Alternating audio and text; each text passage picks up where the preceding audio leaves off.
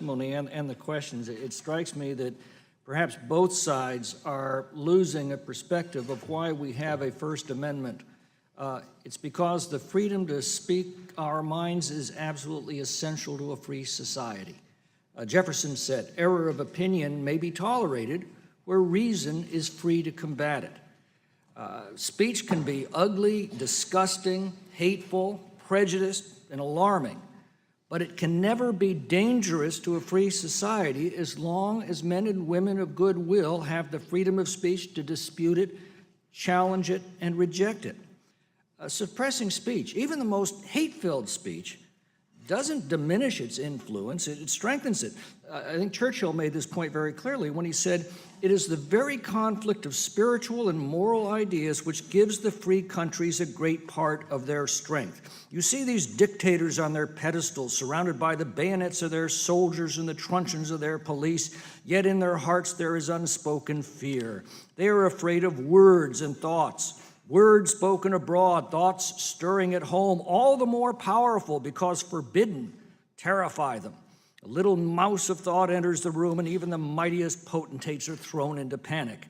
And then he goes on to say, "A state of society where men may not speak their minds, where children denounce their parents to the police, where a businessman or small shopkeeper ruins his competitor by telling tales about his private opinions, such a state of society cannot long endure if brought into contact with the healthy outside world." Free societies don't punish words and thoughts, they punish deeds.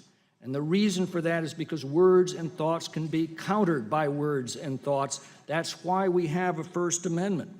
And what we're seeing across the world today is that it is a very slippery slope between banning hate speech and banning speech we just hate. We've seen many examples even in our own country recently of legitimate speech being suppressed on college campuses, on social media platforms, and even in public discourse. You know, if there's an ideology that we don't like, the weakest thing that we can do is try to forbid it or suppress it. The strongest thing we can do is to use our own freedom of speech to confront it and defeat it on its merits. If we allow our society to become one where men and women may not speak their minds, as Churchill said, we'll have lost the very quality that he said gives free countries a great part of their strength. As Churchill said, these ideologies cannot long endure if brought into contact with the healthy outside world, but that in turn requires unrestricted freedom of speech, precisely the freedom that's protected by our First Amendment. Now, we've made very limited exceptions when speech becomes explicit incitement to do violence or to falsely defame an individual's reputation, but even in the case of defamation, the truth is always an absolute defense. What we're hearing now is something fundamentally different. It's to set up government or corporate officials to decide what speech is acceptable and what is not. And that is a very dangerous power that can quickly be abused.